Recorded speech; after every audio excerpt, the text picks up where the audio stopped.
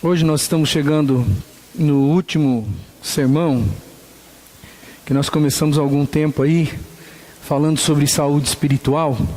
E hoje nós vamos encerrar essa série, nós vamos encerrar esse tema.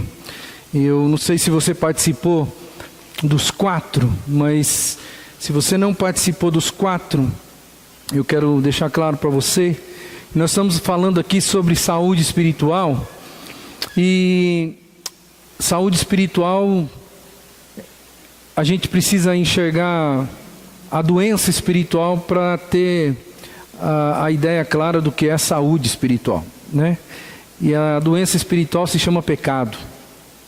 Tudo que diz respeito a desagrado a Deus, é isso que nós entendemos como algo que nos tira a saúde, algo que nos tira a paz, nos tira a alegria, algo que traz transtorno para a nossa vida.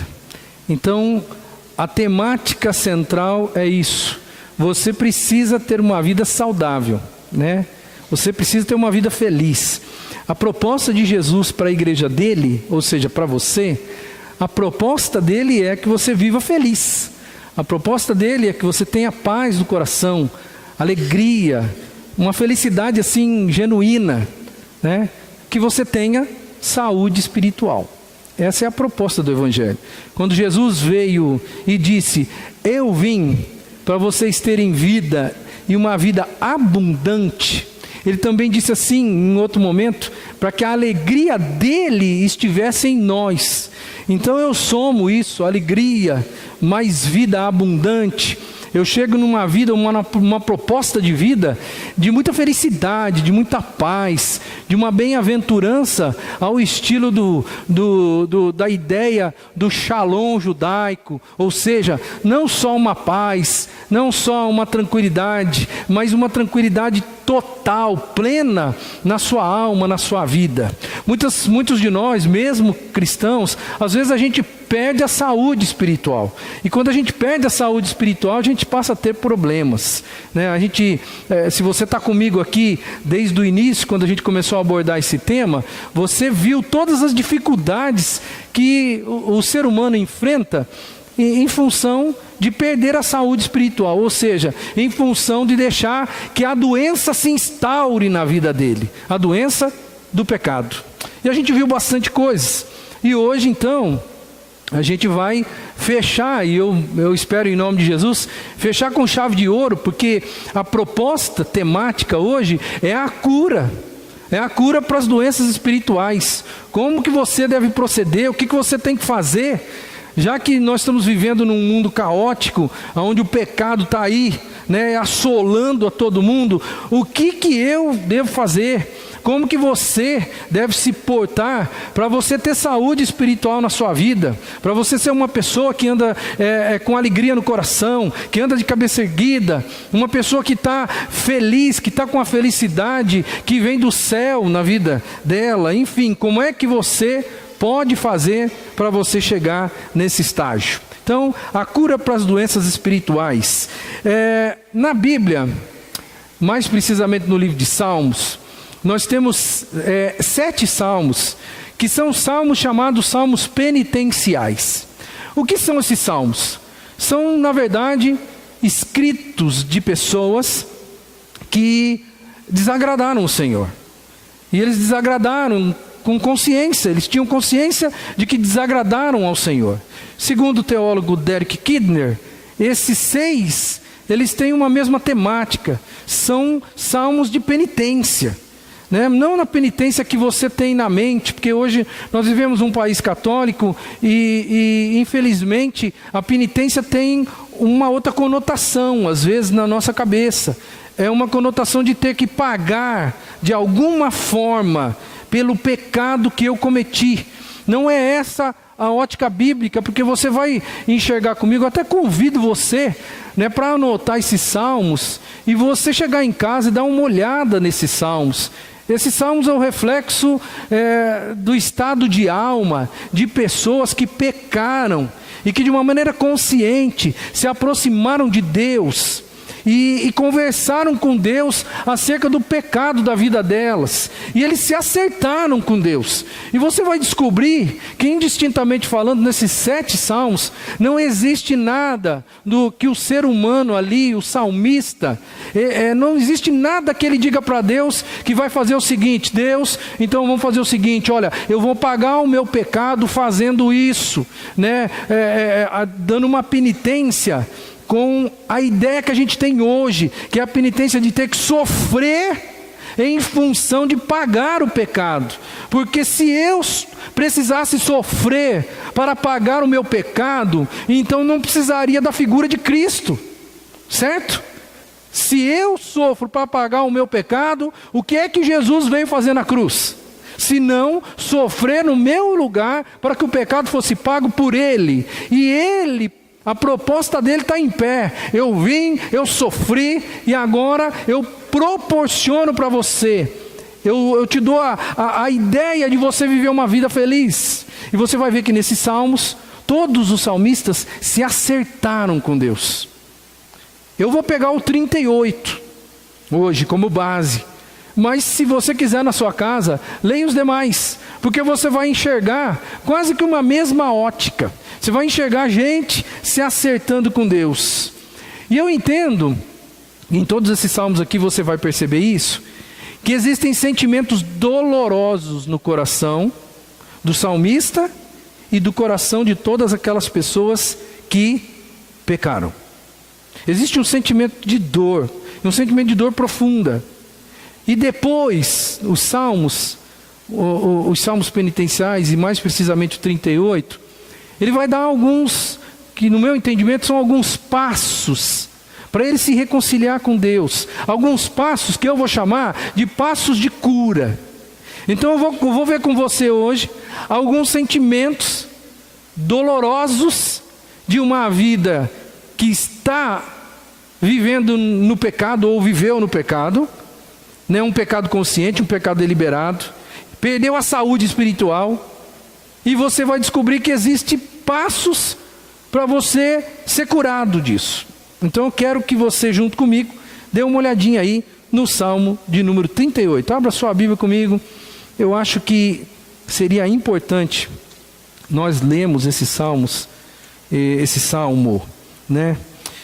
Presta bastante atenção. Se você tem aí um visitante, dá uma olhadinha do seu lado. De repente tem um visitante aí, compartilhe a sua Bíblia com ele nesse momento. Presta atenção, porque agora é Davi que está falando com Deus. Perceba como Davi fala com Deus. Senhor, não me repreendas no teu furor, e nem me discipline na tua ira, pois as tuas flechas me atravessaram, e a tua mão me atingiu. Por causa da tua ira, todo o meu corpo está doente. Não há saúde nos meus ossos, por causa do meu pecado. As minhas culpas me afogam, são como um fardo pesado e insuportável. Minhas feridas cheiram mal e supuram por causa da minha insensatez. Eu estou encurvado e muitíssimo abatido. O dia todo saio vagueando e pranteando. Estou ardendo em febre. Todo o meu corpo está doente. Eu sinto-me muito fraco e totalmente esmagado. Meu coração geme de angústia. Senhor, diante de ti estão todos os meus anseios. O meu suspiro não te é oculto. O meu coração palpita, as forças me faltam, até a luz dos meus olhos se foi. Os meus amigos e companheiros me evitam por causa da doença que me aflige. Ficam longe de mim os meus vizinhos.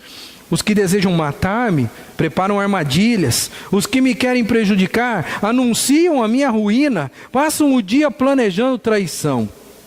Como um surdo, não ouço. Como um mudo, não abro a boca. Fiz-me como quem não ouve, e em cuja boca não há resposta. Senhor, em ti espero.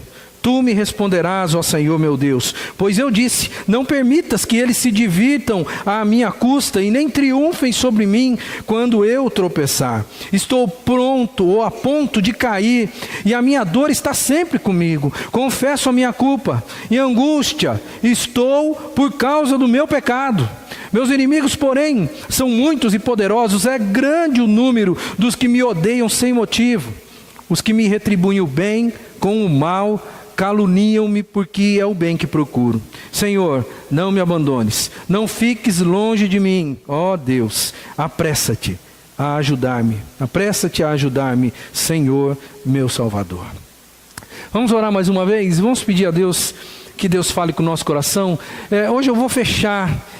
E não tem como, eu não sei se você percebeu, se você estava aqui comigo nos outros dias.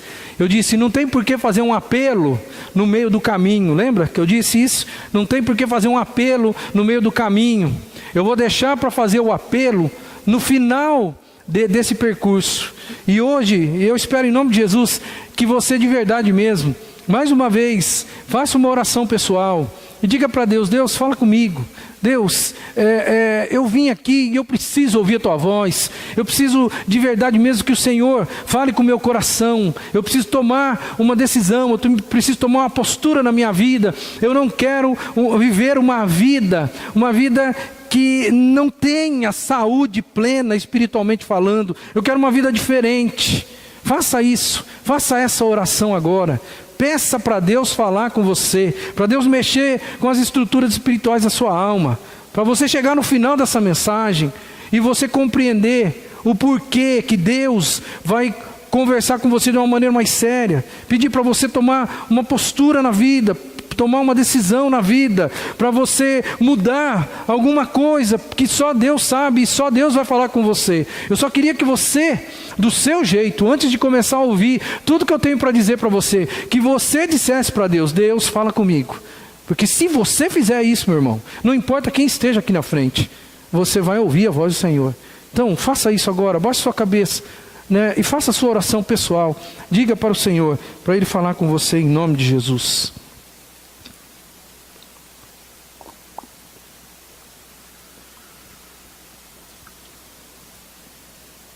Senhor, tem misericórdia de nós, fala conosco, Senhor. O Senhor tem preparado, eu sei, algo bom, algo que nos dá alegria. O Senhor tem um caminho para nós aqui hoje. O Senhor tem um direcionamento para nós. E esse direcionamento ele vai implicar em mudança de rumo. Eu peço em nome de Jesus que os corações que estão aqui hoje, que vão ouvir esta mensagem, eles possam ter coragem de fazer essa mudança de rumo, para que eles possam sair do sofrimento e entrarem no gozo que o Senhor tem para nos dar, através daquilo que a gente enxerga na Tua Palavra. Em nome de Jesus que eu peço isso. Amém. Eu quero ver num primeiro momento com você aqui, alguns sentimentos dolorosos ainda, né, de quem anda sem saúde espiritual, porque você vai enxergar comigo no texto, eu imagino que você já enxergou no Salmo 38, a angústia de alguém que está vivendo um tempo difícil, a angústia de alguém que tem consciência plena de que errou com Deus e que precisa se consertar. Mas ele vai falar, presta atenção, ele vai falar como ele está. Ele vai falar da angústia que ele está vivendo. Ele vai apresentar alguns sentimentos aqui. E eu quero que você enxergue esses sentimentos comigo. O primeiro sentimento que fica latente é o sentimento de ansiedade. Eu não sei qual é a tradução bíblica que você tem aí na mão.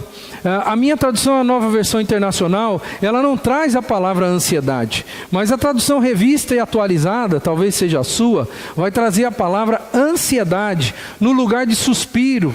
O verso 9 diz o seguinte: Senhor, diante de Ti estão todos os meus anseios, o meu suspiro. Essa é a palavra que a Nova Versão Internacional trouxe, mas talvez a sua Bíblia, a sua versão, está dizendo aí: a minha ansiedade não te é oculta. Sabe, Deus, o Senhor conhece quem eu sou, e o Senhor sabe que eu ando ansioso. O Senhor sabe que eu ando, porque quem anda suspirando por aí, se você anda suspirando por aí, é porque existe dentro de você um sentimento diferente. É um sentimento de ansiedade, não tem como esconder. Pois é, a ansiedade é um sentimento que nos traz dificuldade para viver. Quem gosta, primeiro, quem é ansioso aí? Levanta a mão. Olha aí. Eu vou perguntar para você, você gosta de ser ansioso? Não. Isso é bom para a sua alma? Você acha que isso é plano de Deus para você? Não é. No entanto, o salmista que viveu um tempo de pecado deliberado na vida, agora ele está acertando as contas com Deus, e ele está dizendo para Deus: Senhor, o Senhor me conhece, o Senhor sabe quem eu sou, a minha ansiedade não te é oculta, o Senhor sabe exatamente como está o fundinho da minha alma. Aí eu vou lembrar para você agora alguns trechos da Bíblia que falam sobre ansiedade. O que Jesus falou de ansiedade? Ele disse assim: portanto eu lhes digo, numa linguagem mais antiga, não andeis ansiosos com coisa alguma. A Nova Versão Internacional traz: não se preocupe com as suas próprias vidas, quanto ao comer, ao beber, nem com os seus próprios corpos, quanto ao vestir. Não é a vida mais importante do que a comida, e o corpo mais importante do que a roupa. Jesus vem dizer para a gente: não. Essa é a proposta de Cristo, a proposta do Evangelho. Viva uma vida sem ansiedade. Mas o salmista vai dizer para Deus assim: Senhor, a minha alma está suspirando. Senhor, eu vivo suspirando. Senhor, eu estou vivendo em ansiedade. Vamos fazer um cálculo espiritual aqui. Me ajuda. O que é ansiedade, se não falta de fé? Não é mesmo? Vamos perguntar. Faz um cálculo aí. Você está ansioso por quê? O que é que tem tirado sua paz aí? Tem ocupado o seu coração com ansiedade? O que é? Você não acha que se você tivesse um pouco mais de fé, este problema que está instaurado aí, e que trouxe consigo a ansiedade, e ela parou na sua vida, você não acha que se você fosse uma pessoa com um pouco mais de fé, você venceria essa ansiedade? Porque ansiedade no fundo é falta de fé, e a Bíblia diz que sem fé é impossível agradar a Deus. Então quem vive em ansiedade é porque está com uma fé muito lá embaixo. E como você está com uma fé lá embaixo, a Bíblia diz que você não está agradando tanto assim o Senhor. A Bíblia vai dizer: lance sobre Ele toda a sua ansiedade. Então lá no fundinho, a ansiedade é porque você está com dificuldade na sua fé. Jesus vai continuar dizendo, depois no finalzinho do texto de Mateus capítulo 6, dizendo: não se preocupem com o amanhã. Todos nós aqui estamos preocupados, irmãos. Todos nós estamos preocupados. Alguns de nós, no entanto, estão ansiosos. O salmista diz que o pecado dele, e talvez não tenha nada a ver com a sua vida agora, mas o salmista disse que o pecado dele lhe trouxe ansiedade. Então eu só estou mostrando para você que falta de saúde espiritual, ou seja, doença espiritual instaurada na minha vida, me traz ansiedade. E a ansiedade não é de Deus para mim.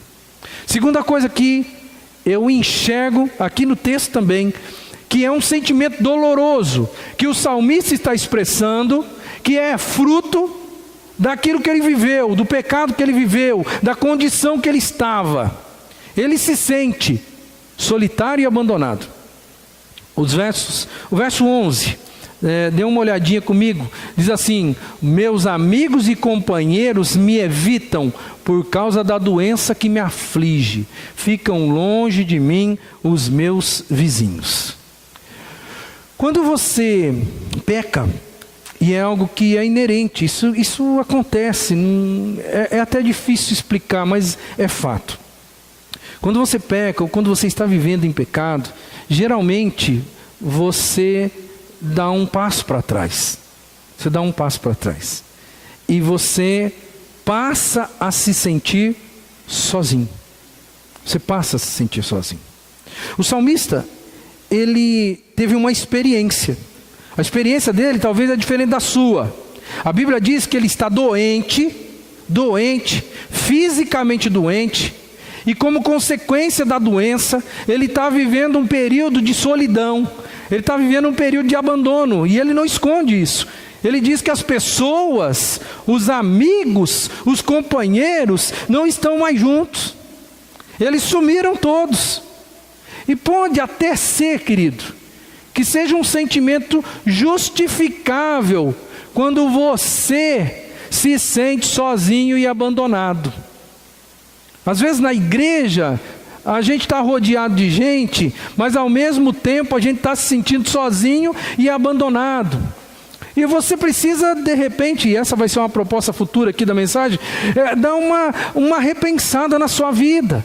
Você precisa parar e pensar um pouquinho o que é que está acontecendo e por que esse negócio está acontecendo. E você precisa tomar alguma postura de mudança para que esse sentimento, porque é um sentimento de solidão e de abandono, esse sentimento ele vai embora. Quem vive uma vida com dificuldades e perde a saúde espiritual, inegavelmente acaba vivendo num mundo de solidão. Mas é fato também, e aqui eu quero sair um pouquinho do enredo que até agora a gente está, ou seja, que o pecado te traz problemas, e o pecado às vezes até te isola das pessoas, tá? Quero sair desse enredo, porque alguns de nós às vezes, nós pura e simplesmente, nós nos afastamos, sozinhos. E como nós nos afastamos, aí nós olhamos para a situação e falamos assim: as pessoas se afastaram de mim.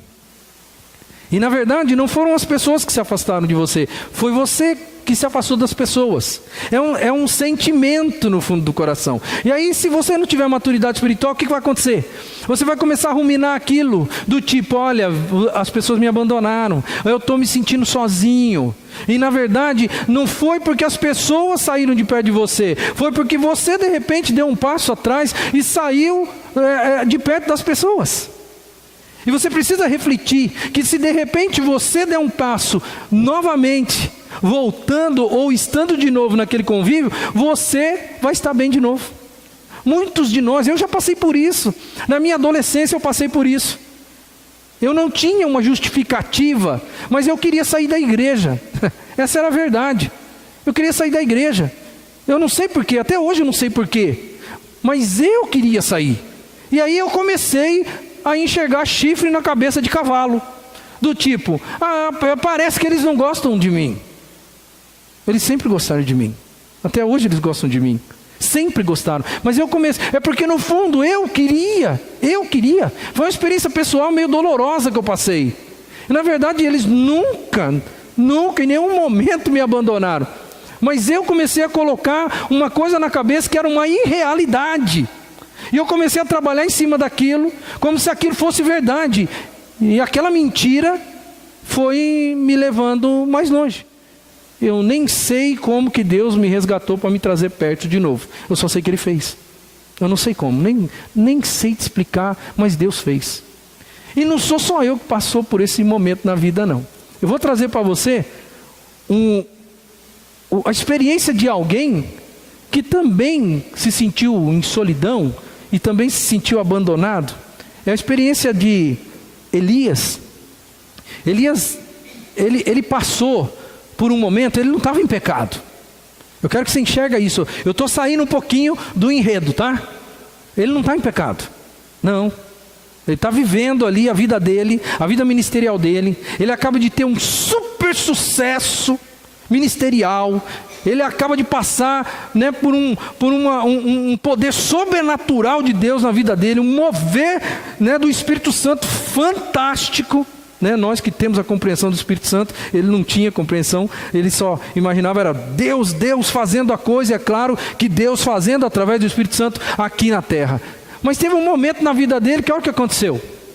Ele começa a conversar com Deus, e ele fala assim: eu tenho sido muito zeloso pelo Senhor, Deus dos exércitos.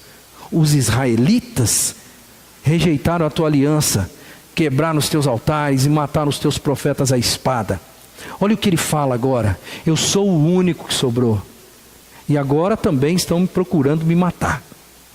Olha o sentimento dele, quando ele diz assim, ó, eu sou o único que sobrou. O que ele está falando? Eu estou só, solitário, abandonado. E como não é o que eu quero aqui, não é o que eu quero aqui discorrer acerca desse texto. Eu só quero dizer para você que no verso 14, se você abrir sua Bíblia aí, no verso 14, ele vai falar a mesma coisa de novo. Engraçado, ele está orando, ele está falando com Deus, ele está conversando com Deus, ele fala uma vez, aqui é o verso 10, e no verso 14 ele repete, e repete a mesma coisa, igualzinho. Ele diz, eu sou o único que sobrou. E no decorrer da conversa, o que Deus vai falar para ele? Olha o que Deus vai falar para ele. No entanto, é a voz de Deus, respondendo ele, no entanto, eu fiz sobrar 7.000 em Israel, todos aqueles cujos joelhos não se inclinaram diante de Baal, e todos aqueles cujas bocas não o beijaram. É Deus falando para ele, você pensa que você está sozinho? Você acabou de dizer para mim que não tem ninguém, e que você é o último, e que além de você ser o último, eles estão tentando matar você. E eu vou dizer uma coisa para você, uma novidade para você, Elias, tem 7.000 ainda. Você não está sozinho. Só estou dizendo para você que ele não conseguia enxergar o que Deus enxergava. Ele estava com um sentimento de solidão. Ele estava se sentindo abandonado. Mas era um sentimento não justificável. É isso que eu quero que você entenda. Muitos de nós também têm sentimentos não justificáveis no fundo da alma. E nós nos sentimos solitários. Nós nos sentimos abandonados. Às vezes isso acontece porque você está pecando. Porque quando ele viveu naquela ideia de que ele estava sozinho, ele comprou uma mentira como verdade. E é engraçado que o texto que fala aqui 7.000, para o judeu, o 7.000, ele pode ter muita conotação aqui. Pode não ser 7.000 literalmente. O 7 é o número perfeito.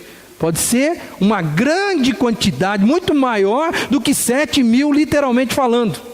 Pode ser. Porque numa compreensão judaica, Deus poderia estar falando dessa forma para ele. O que eu quero deixar claro para nós hoje, é que às vezes eu e você, nós nos sentimos abandonados, nós dizemos para nós mesmos que nós somos solitários, dizemos que ninguém ama a gente, dizemos que as pessoas nos abandonaram, mas na verdade fomos nós que fomos dando passos para trás, fomos alimentando uma inverdade no fundo da nossa alma, estamos vivendo um sentimento não justificável diante da verdade. E aí a gente passa a viver uma vida aquém daquilo que Deus gostaria que a gente vivesse. Porque indiretamente a gente está acreditando numa mentira. E se eu acredito numa mentira, a mentira não é de Deus, ou é? A mentira não é de Deus. A verdade é do Senhor. Então a gente tem que entender um pouquinho, para a gente não cair nesse erro. O que a Bíblia diz com relação a essa questão de solidão e abandono? Vamos pensar. Primeiro, vamos para o Velho Testamento. Vamos olhar o que figurativamente Deus fala para o seu povo. Porque Ele está falando para Jacó no sentido de Israel, povo de Deus. E nós, com a concepção cristã que nós temos, o Israel, o povo de Deus, sou eu e você, certo? A Bíblia diz, Isaías 41:10, por isso não tema, pois eu estou com você, filho. Você acha que você está sozinho? Você acha que você está abandonado? Mesmo que, se todas as pessoas estiverem longe de você, Deus está com você. Então você não está sozinho. Você não está abandonado. E no Novo Testamento, Jesus Cristo vai dizer para a gente, eis que eu estou convosco todos os dias até a consumação dos séculos. Na versão internacional, eu estarei sempre com vocês até o fim dos tempos. Ou seja, eu posso dizer que eu estou sozinho? Eu posso dizer que eu estou abandonado? Eu não posso dizer isso. O salmista disse isso. Mas ele estava num contexto, um contexto diferente do nosso. E eu só quero dizer para você que ele estava sofrendo por causa do pecado que ele viveu. Ele sim perdeu a saúde espiritual e isso lhe trouxe problemas físicos, e os problemas físicos trouxeram outros problemas para ele. O terceiro sentimento que eu enxergo é um sentimento de desamparo e medo. São duas coisas aqui. O desamparo tem mais a ver com o verso que está em cima, o 11.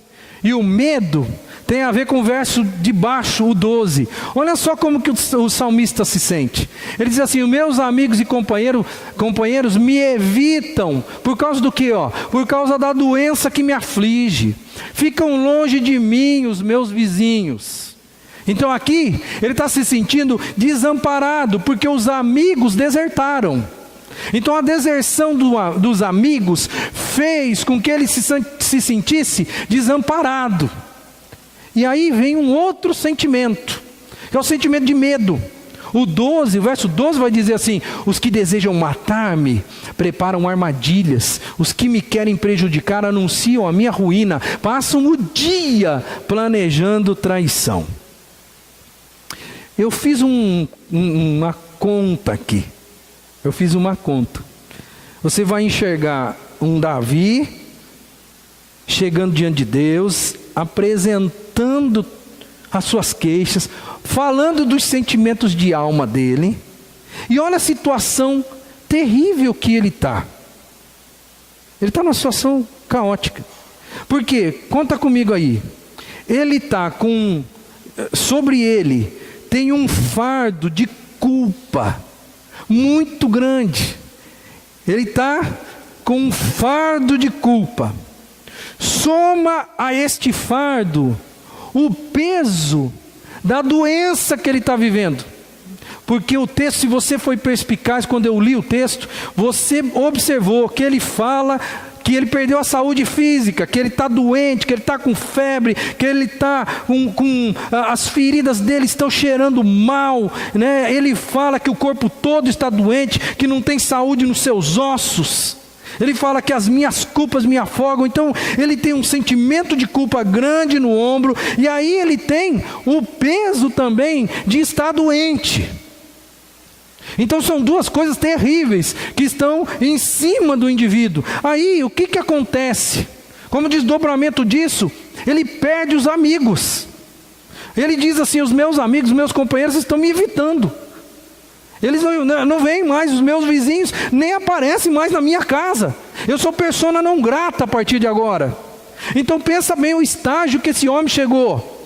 Ele está com culpa, ele está com uma doença séria, os amigos não estão com ele, e aí agora coloca mais um negócio, mais um ingrediente.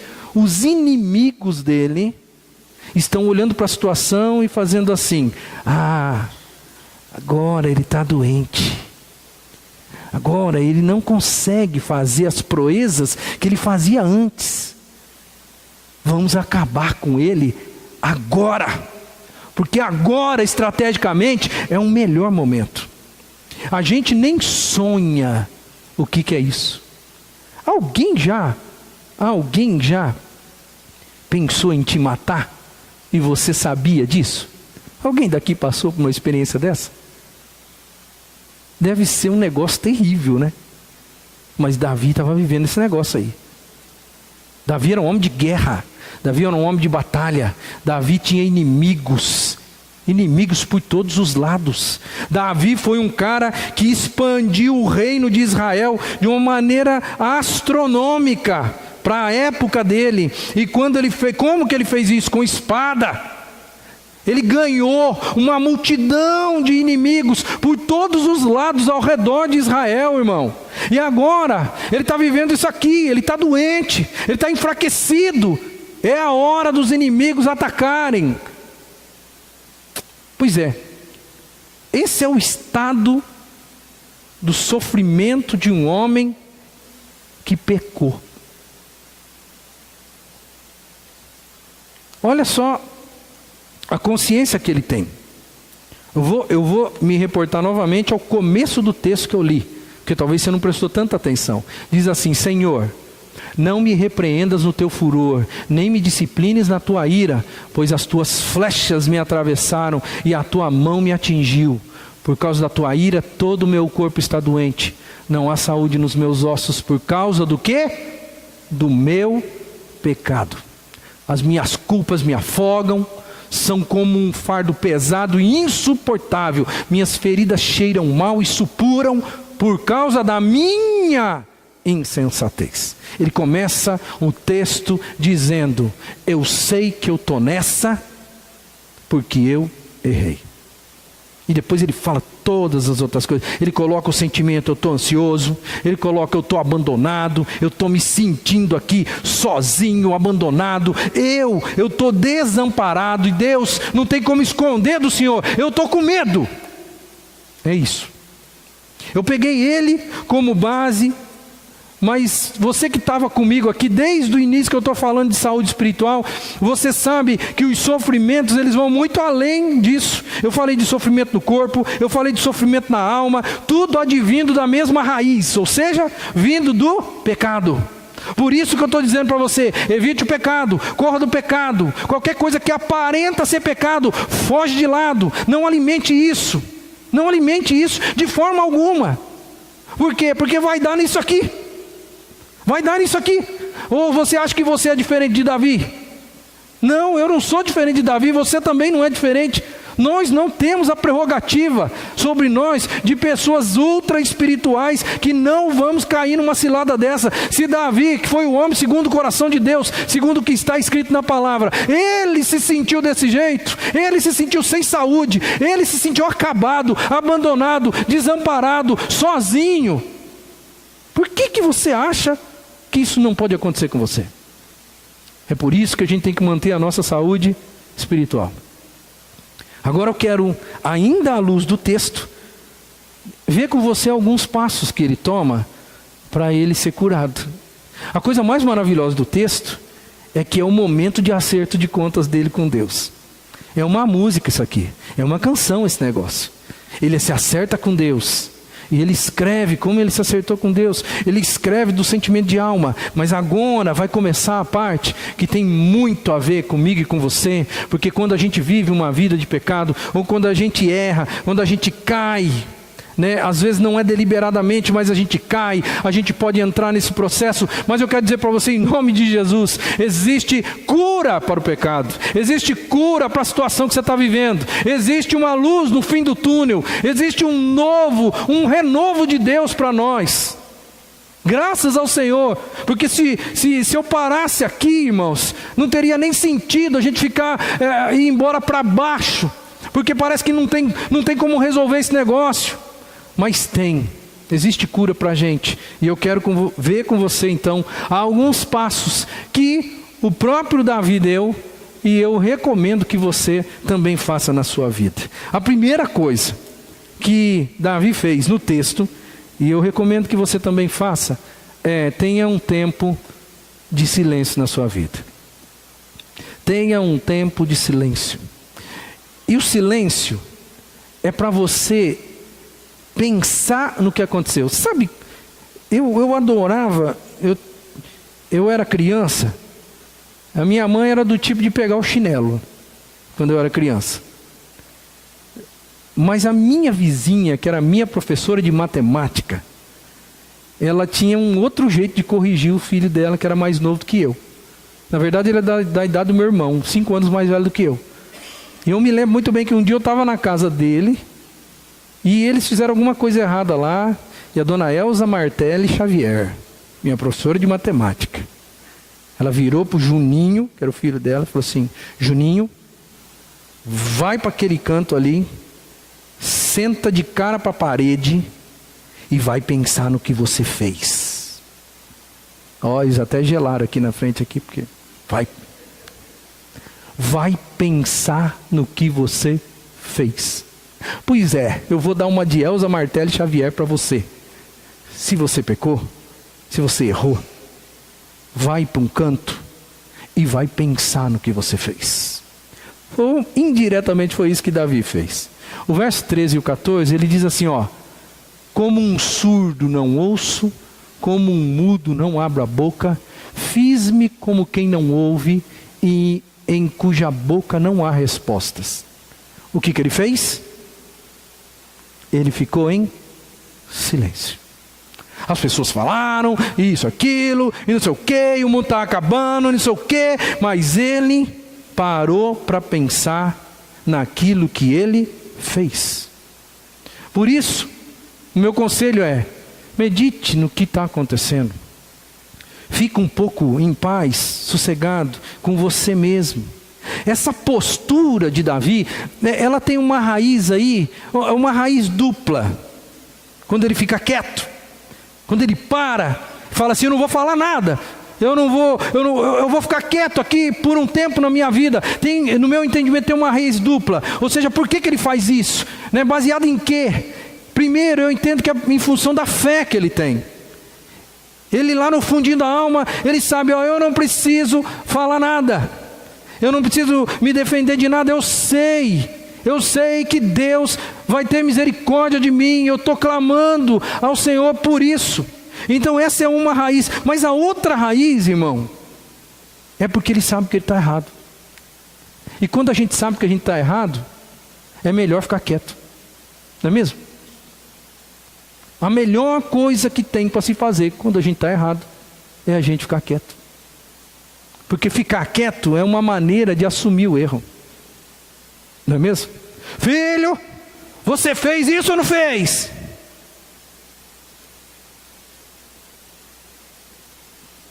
Ele já está respondendo. Eu fiz. Ele só não abriu a boca, mas ele já está respondendo. Ele está concordando.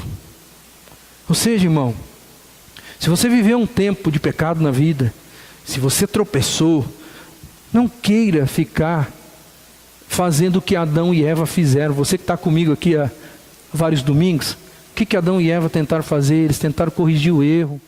Não tinha como corrigir o erro. Eles tentaram se esconder, eles tentaram vários subterfúgios, e nada deu certo. Não era isso que Deus queria ouvir deles. Não era isso. Se eles pelo menos ficassem quietos, e pensassem, e assim respondessem para Deus, Deus, olha, eu reconheço a minha culpa. Nunca se esqueça, irmão, se você errou, tudo que vem depois do erro, e eu vou dizer para você, vem um monte de pipoco depois do erro. Tudo que vem depois foi porque você errou. Não adianta você colocar a culpa em A, não adianta fazer o que Adão e Eva fizeram. Não resolveu o problema. Foi a mulher, foi a serpente, não sei o quê, não tem jeito. A melhor coisa que tem é você chegar diante de Deus e falar assim, a culpa é minha, eu não tenho como esconder. Porque quando você começa a se debater, se é que eu posso assim dizer, você começa a arrumar outros problemas. E as pessoas, infelizmente, elas vão talvez julgar mal essa situação, e aí você vai ter mais problemas ainda. Mas não se esqueça, tudo acontece porque você originalmente pecou. E nada disso aconteceria se você não tivesse pecado. Eu espero que você me entenda. Segunda coisa que o salmista fez, no meu entendimento, está no verso 18.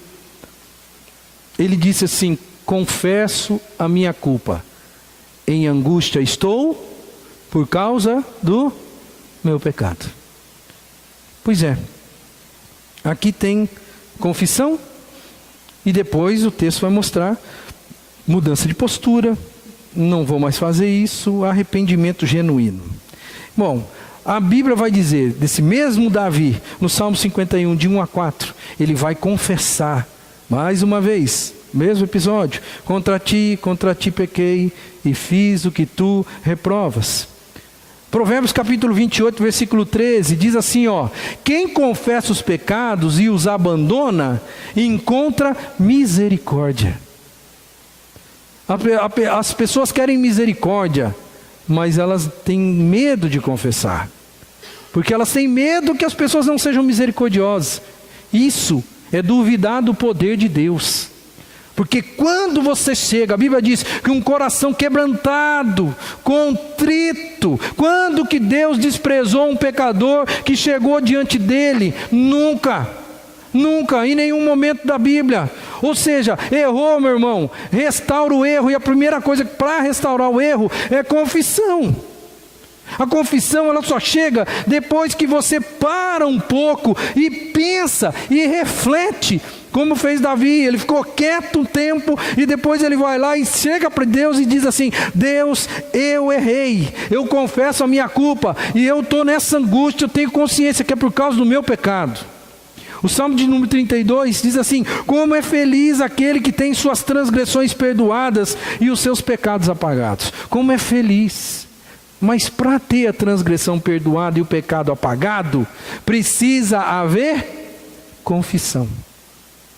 Ninguém é perdoado se não pede perdão.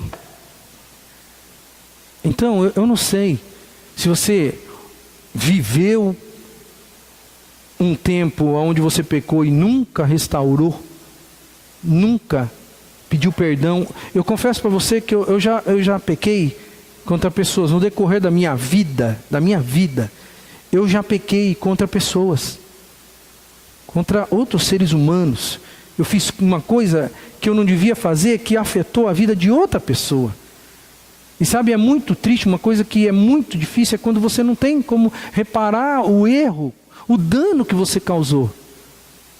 Mas sabe, o meu coração está muito em paz, porque eu cheguei nessa pessoa e mesmo não conseguindo reparar o dano que eu fiz, eu disse: por favor, me perdoe. O que ela fez com isso, ou o que ele fez com isso, eu não sei. Eu só sei que a partir daquele momento, Deus colocou em mim um sentimento de paz. E hoje, eu consigo vir aqui e dizer para você: nada melhor do que confessar o pecado. Nada melhor do que pedir perdão pelo pecado. Pode não resolver, mas eu vou dizer para você: Deus vai restaurar o indivíduo que pede perdão. Não é a pessoa que fica se debatendo, tentando justificar, tentando resolver um atalho, achar um atalho, tentando mascarar a situação. Não é aquele que pede perdão, é aquele que chega diante de Deus e fala assim: eu errei. É isso. Então, meu irmão, eu não sei a história da sua vida, eu não sei nem porque Deus proporcionou esse tempo na sua vida. Eu só digo para você: acerte a sua vida, porque nada pior do que viver sem saúde espiritual. Você que está aqui comigo, os últimos 4 episódios que a gente tratou esse tema, você está vendo que sem saúde espiritual a vida do cristão é uma desgraça, sem felicidade genuína que Deus nos propõe. A terceira coisa que eu enxergo no texto é que Davi entregou a causa a Deus mesmo. Quando eu digo entregou, ele entregou.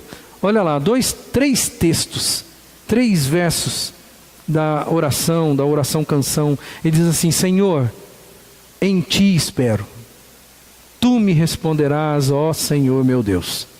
No 21 e no 22 ele diz: Senhor, não me abandones, não fiques longe de mim, ó meu Deus, apressa-te em ajudar-me, Senhor meu Salvador.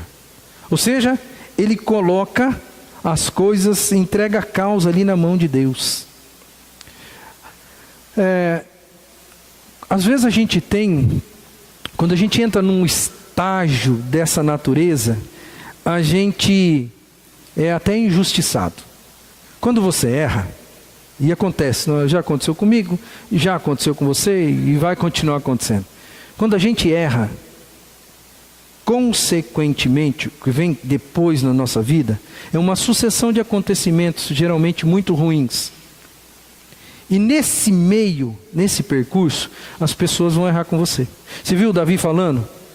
Eu pequei, eu entrei num estágio de dificuldade, eu perdi a saúde fez com que eu perdesse os amigos. Eu vou perguntar para você: que amigo é esse? Que na hora da tristeza, que amigo é esse que vazou? É amigo? Não é. O que aconteceu no percurso? As pessoas erraram com o Davi. E é isso, essa é a temática que se desdobra aí na vida da gente. Você erra, e infelizmente, irmão, eu digo isso de coração, infelizmente, as pessoas acabam errando com você como desdobramento do seu pecado. E aí o que acontece? Começa a embolar. A coisa começa a ficar pior do que estava. Você viu o sentimento do coração de Davi. Aí, ele podia estar lá no fundinho da alma, com aquele sentimento, com aquela angústia na alma, dizendo para Deus assim: Senhor, isso é injustiça. Os meus amigos me abandonaram no melhor ou no pior momento da minha vida. Eles foram injustos comigo.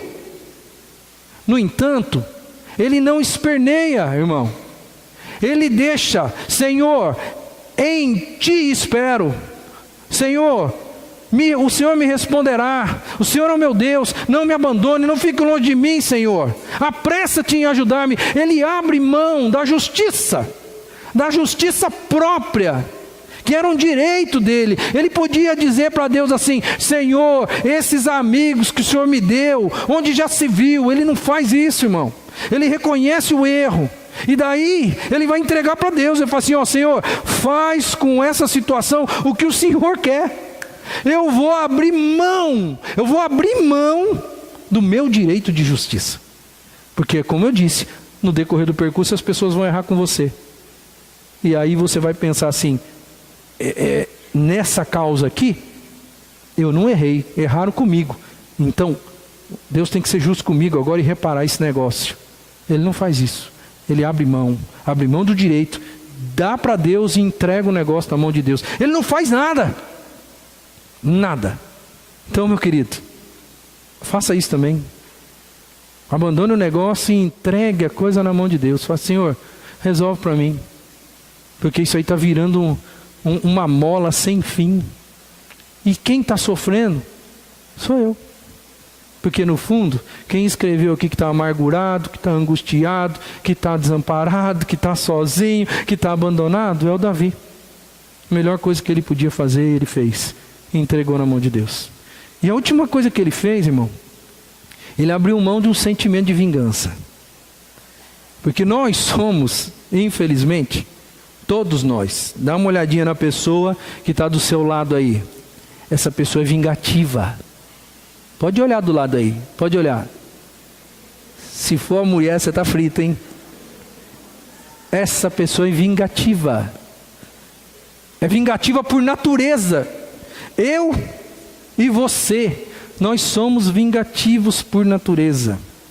Agora o texto, ele vai falar de uma forma assim, talvez não tão inteligível assim, mas ele vai dizer que ele não está agindo errado. Ele vai dizer assim, ó: os que me retribuem o bem com o mal, olha só, os que me retribuem o bem com o mal, eu estou tratando bem, mas eles estão me retribuindo com o mal, eles caluniam-me, porque é o bem que eu procuro. É o mesmo cara que se sente em pecado, é o mesmo cara que está sofrendo sentimentos horrorosos, mas agora ele está dizendo da parte boa dele, e ele está dizendo assim: Senhor, o Senhor sabe que lá no fundinho da minha alma eu posso ter errado, mas o Senhor sabe que lá no fundinho da minha alma eu sou um cara bom. Quantas vezes a gente já não errou e já não falou esse negócio com Deus? Deus, eu errei, é verdade, mas o Senhor sabe que eu sou um cara bom. O Senhor sabe que eu não queria fazer isso, mas eu acabei fazendo. Eu estou pagando um preço alto, mas Senhor, eu sou uma pessoa boa. Era como se Davi aqui expressasse, né, deixasse claro para Deus quem ele é, como se ele precisasse falar para Deus quem ele é. Deus sabia muito bem quem ele era, irmão. E ele abriu mão, Davi, com isso, ele abre mão do sentimento de vingança. Ele não fica lá no fundo da alma, corroendo aquele negócio assim: deixa eu ficar bom de novo, que os meus inimigos que estão falando por aí, que vão me derrotar, que vão acabar comigo, deixa eles, que eles vão sofrer mais na minha mão ainda. Aliás, deixa esses meus amigos aí, que falavam que eram meus amigos, mas agora eles me abandonaram no momento que eu mais precisava deles. Deixa eles comigo, eu vou me vingar. Na primeira oportunidade que eu tiver, eu vou me vingar. Não, Davi não faz isso não. Davi fala assim: olha, Senhor, eu estou até recebendo o mal em troca do bem que eu faço. porque é o bem que eu procuro, Deus. Mas Ele não fala de bater em ninguém, Ele não fala de matar em ninguém, Ele não fala de deixar aqueles pseudo-amigos de lado, de escolher melhor as pessoas. Ele não fala nada, Ele abre mão. Quando a gente erra, geralmente no percurso, várias pessoas vão errar com a gente, por causa do nosso erro. Eles não vão entender, eles vão julgar a gente, eles vão falar mal da gente, eles vão pensar que a gente é o que na verdade a gente não é. Eles vão pensar que a gente é ruim, mas no fundo da nossa alma a gente fica falando para nós mesmos: mas eu sou uma pessoa boa, e Deus sabe que eu sou uma pessoa boa. Mas as pessoas continuam errando com a gente. E é isso mais ou menos que Davi quer dizer aí. E de uma forma natural, você vai querer se vingar. Lembra que eu falei para você olhar do lado aí? Essa pessoa é vingativa? Não é porque essa pessoa é ruim, é porque ela é um ser humano. E o ser humano, todo ser humano, tem dentro da sua natureza o desejo de revidar, o desejo de se vingar. Todo mundo tem isso. Está dentro da gente. Não é porque a gente é ruim, é porque a gente nasceu, né, com o pecado dentro da gente, enraizado dentro da gente. E como existem pessoas nesse mundo que são crentes, mas estão envolvidas, embebidas em um sentimento de vingança que não para, não acaba. Esses dias atrás eu estava conversando com o irmão Wilson, falando aí das dificuldades do ministério pastoral, né, irmão Wilson? E eu falei para ele, né, isso não tem nada a ver com a igreja aqui não, muito pelo contrário, nós estamos vivendo aqui um tempo maravilhoso, tá, irmão? Não é desabafo pastoral não, tá? A gente estava conversando e eu disse: pois é, irmão, é pelo acúmulo dessas coisas que acontecem na igreja, que às vezes alguns pastores, a coisa vai minando, cara, devagar, vai minando, e de repente, de uma hora para outra, o indivíduo chega assim e fala assim: ó, o meu tempo aqui acabou. E aí ninguém sabe por quê. Mas foi aquele, né, a gente conversou sobre isso, aquele acúmulo de coisas pequenas, às vezes no meio das coisas pequenas algumas grandes, que vão batendo, até que chega um momento, porque o pastor também é ser humano, que ele chega num estágio que ele fala assim: eu não consigo mais. E aí, até aí, ainda não tem assim, digamos assim, um mal em grande proporção. O problema é que às vezes a gente sai machucado, porque as pessoas batem na gente, magoados, nos sentindo abandonados, nos sentindo sem amigos, nos sentindo pá. E lá, aí que vem, irmão, lá no fundinho da alma, com um desejo exacerbado de vingança. Eu já vivi isso na minha vida. Aqui não. Quero deixar bem claro isso, para você não ir pensando besteira para casa. Aqui não. Graças a Deus. 3 anos e meio abençoadíssimos. Não estou vivendo nada disso. Mas eu já vivi isso no meu ministério. E eu já saí lá no fundinho da alma com um desejo no coração assim: Deus, faz alguma coisa, porque não é justo isso. Você está entendendo? Não é justo. E eu admiro Davi, porque ele fala de todas as situações dele aí, mas lá no finalzinho, ele vai abrir mão da vingança. Graças a Deus a gente amadurece, né? E nessa questão pastoral que eu disse para você, né, com o tempo, graças a Deus, Deus trabalha o coração da gente também, e a gente também abre mão. Eu já abri mão daquele sentimento de vingança que estava no meu coração, do tipo assim: Deus, eu só apanhei, Deus, não é justo isso, Deus, o Senhor sabe que eu queria sempre só o melhor, tal, né? Mas graças a Deus que eu já aprendi, e já disse para o Senhor: Deus, eu não quero me vingar de ninguém mais. E sabe que coisa gostosa que acontece?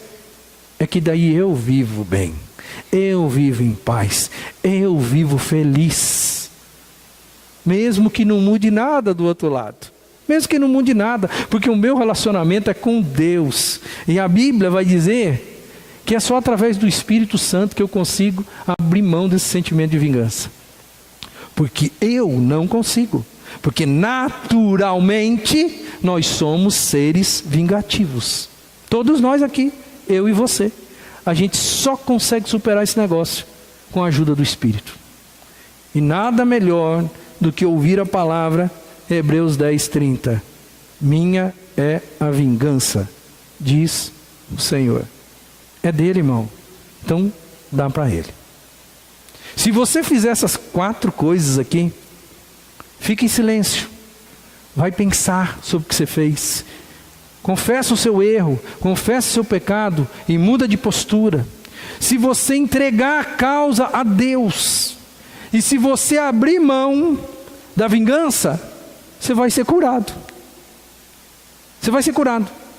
Não importa o tipo de pecado ou o tipo de vida pecaminosa que você tenha vivido ou esteja vivendo. Se você fizer isso, porque ninguém confessa pecado sem antes pensar naquilo que fez. Certo? Mas quem confessa tem coragem de dizer: agora o problema não é mais meu, Senhor, é teu, está aqui na tua mão, e eu abro mão dos meus sentimentos. Eu espero em nome de Jesus que com o tempo o Senhor tire de dentro de mim esse sentimento que eu estou, de me vingar daqueles que erraram comigo depois do meu pecado, no percurso do meu pecado, porque as pessoas erraram comigo. E para concluir, para a gente pensar um pouquinho, porque talvez você pense assim: muito difícil esse negócio, muito complicado, devia ser mais fácil. Será que alguém viveu uma vida diferente da minha? Será que alguém se sentia um pouquinho mais blindado desse pecado? Será que alguém era um pouquinho mais especial, que conseguia levar essa vida mais de boa do que eu, porque está tão difícil levar uma vida santa hoje? Será? Eu vou dizer para você que o apóstolo Paulo, ele disse o seguinte: pois no meu íntimo, pois no íntimo do meu ser, eu tenho prazer na lei de Deus. Olha que coisa interessante, ó. No meu íntimo, eu tenho prazer na lei de Deus. Mas daí ele vai colocar: mas vejo outra lei atuando nos membros do meu corpo, guerreando contra a minha mente, tornando-me prisioneiro da lei do pecado que atua em meus membros. Olha só que coisa interessante. No início ele fala que ele tem prazer na lei do Senhor. Ele gosta da coisa certa, ele gosta da palavra, ele quer cumprir a palavra, mas ele enxerga, ele sente, ele percebe que dentro dele, porque ele vive num corpo propenso a pecado. E quando eu digo num corpo, não é só físico, a gente estudou aqui nesses dias, é alma, é sentimento. E dentro de mim, é como se ele estivesse dizendo de uma forma muito clara: eu estou guerreando aqui, porque apesar de eu amar a lei de Deus, apesar de eu querer fazer o bem, eu sei que eu, como ser humano, eu sou propenso a pecar. Tem uma lei dentro de mim, a lei do pecado dentro de mim, que está guerreando lá dentro. Nós vamos viver, irmãos, daqui até o final da nossa história, lutando contra o erro, lutando contra o pecado. Para ter saúde espiritual, a gente tem que entrar numa guerra contra o pecado. Fugir de qualquer coisa. A Bíblia diz: fugir da aparência do mal. A gente tem que fazer o possível e o impossível. Sabe por quê? Porque nós somos propensos a erro. Eu e você. A grande verdade, a mais absoluta verdade, e a grande coisa que eu tenho para dizer para você em nome de Jesus hoje, é que se você errou, Deus tem cura para você. Se você está sofrendo por causa do seu erro, Deus tem cura para você. Se você tem um erro aí na sua vida, antigo, e tem sentimentos no fundo da alma, que hoje eles ainda estão vivos, Eu quero dizer para você, esses sentimentos eles só vão embora o dia em que você se acertar com Deus. O dia em que você pensar naquilo, confessar aquilo, entregar a causa a Deus, pedir perdão, mudar a postura, aí Deus vai ter cura para você. E esse sentimento que está aí lá no fundo da sua alma, eu não sei o que é e nem por quem ele é, mas esse sentimento ele vai embora. Ele vai embora. E sabe quem vai viver em paz? É você. Sabe quem vai se sentir perdoado? É você. Sabe quem vai ter saúde espiritual? É você. Sabe quem vai viver uma vida feliz, plena, abundante? É você. Sabe quem vai desfrutar da paz que excede todo entendimento? É você. Sabe quem vai viver uma vida abundante, com uma alegria perene de Cristo? É você. Tem cura para você. Tem cura. Começa com confissão. Começa com entrega. Começa com abrir mão. Abra mão do seu senso de justiça. Abra mão do seu direito de vingança. Abra mão dos seus direitos. E diga: Senhor, isso é com você. O que eu posso resolver, eu resolvi com o Senhor. O que eu não posso resolver, eu deixo para o Senhor. Porque eu não vou conseguir resolver mesmo. Deus oportunizou para a gente. Gente, perdão. Você sabia que o cristianismo é a única religião no mundo que fala de perdão? Só o cristianismo fala de perdão. A marca distintiva do cristianismo com qualquer outra religião é o perdão. É isso que destaca o cristianismo. E esse perdão é para mim e para você. Se você errou ou está em erro, tem perdão para você. Se você fez o pior dos piores, Deus pode perdoar você. Olha que coisa maravilhosa, Ele não só perdoa a gente, como Ele derrama sobre nós o Espírito dEle. Aqueles que pedem perdão e entregam suas vidas para o Senhor, de fato, eles ganham o direito de Deus de terem na vida deles o Espírito Santo. Aqueles que têm o Espírito Santo e erram e entristecem o Espírito Santo, a Bíblia diz que esse Espírito Santo permanece ali triste, amargurado, mas ele permanece ali convencendo o homem do pecado, da justiça, do juízo. Ele está ali porque ele continua amando a gente. Deus nos dá vida e nos dá vida em abundância. Deus nos permite com que os nossos relacionamentos sejam melhores após uma confissão. E Deus permite que, tendo saúde espiritual e tendo cura, a gente não só vai ter relacionamentos bons com as pessoas, com o próximo, como a gente vai ter um relacionamento bom consigo mesmo. Uma autoaceitação. Porque quem está vivendo em pecado não está bem nem consigo mesmo. Nem consigo mesmo. Se você está aqui desde o início, você percebeu isso. Pessoas que viveram em pecado tiveram problemas de alma, que nem eles mesmos ficaram felizes. A gente vai encerrar. Eu quero cantar uma canção com você. E eu quero te dar a oportunidade de você fazer a sua confissão hoje. Eu imagino que nesse período você pensou um pouco acerca da sua vida. O primeiro passo talvez você já deu. Pensou um pouco, né? Agora é o momento da gente chegar diante de Deus e confessar o pecado. Confessar, pedir perdão. Então eu vou dar um momento agora, enquanto a gente canta essa canção. Ela é bem propícia, ela diz assim, ela é uma síntese de tudo que eu preguei aqui nos 4 domingos. Enquanto eu calei os meus pecados, envelheci, eu sei, de tão cansado, porque a tua mão pesava sobre mim e o meu vigor chegou ao fim. Assim eu confessei o meu pecado, então eu não... só mais uma aí. Assim eu confessei o meu pecado, e pelo sangue de Jesus eu fui lavado. E aí a música continua, e você vai ver que aquilo que eu estou falando aqui, a canção vai propor para você. Confesse o pecado para Deus. Faça isso de uma maneira pública. Porque a melhor forma das pessoas enxergarem mudança plena na vida da gente é a gente fazer as coisas às claras, dar a cara a tapa. Faça isso, porque isso é um negócio entre você e Deus, não é para mim, não é para a igreja, não é para ninguém, é você e Deus. A Bíblia diz: aquele que me confessar diante dos homens, eu confessarei diante dos anjos do céu. Isso tem sentido, irmão, tem sentido. Então vamos cantar, fica em pé. Se você quiser confessar seu pecado, você não vai precisar falar do seu pecado, é claro. Mas se você quiser confessar seu pecado e se acertar com Deus, vem aqui para frente. A gente vai orar por você nessa noite em nome de Jesus.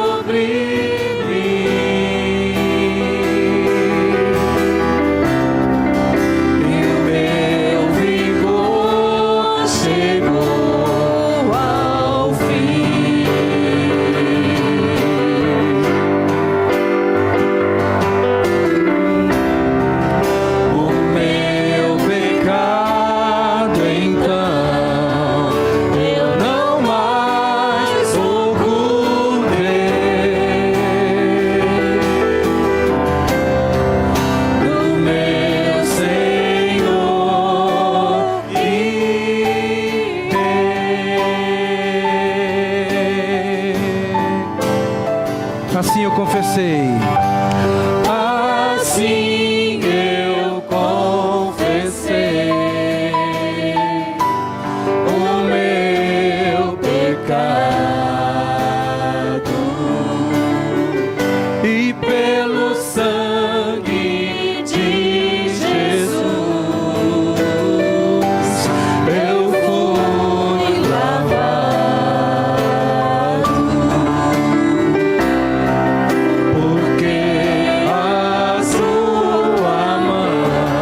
a sua mão pesava sobre mim, e o meu vigor chegou ao fim.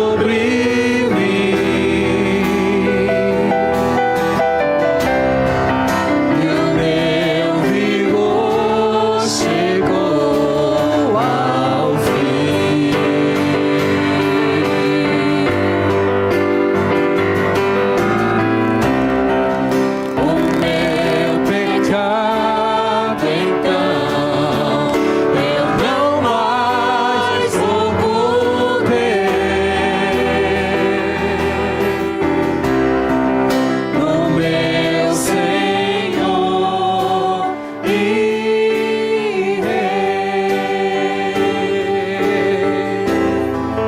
e Rei. A música tem duas estrofes.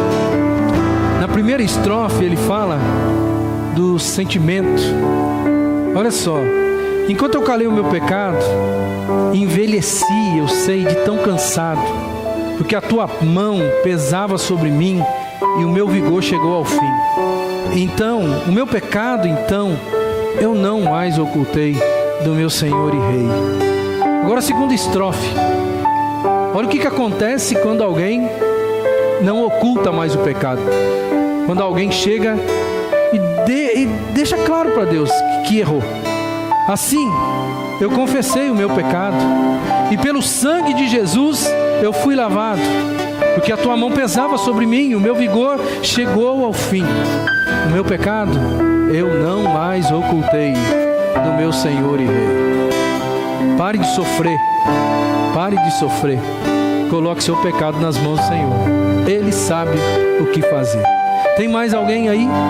Tem mais alguém que quer confessar diante de Deus? Sai do seu lugar, venha para cá. você nesse instante em nome de Jesus.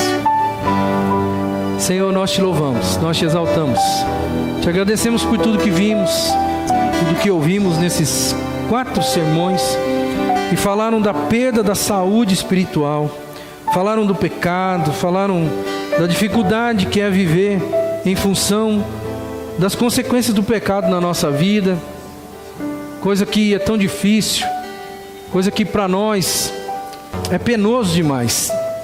Mas toda honra e toda glória sejam dadas ao Senhor, porque o Senhor proveu cada um de nós de cura para o nosso pecado, cura para a situação difícil que a gente está vivendo.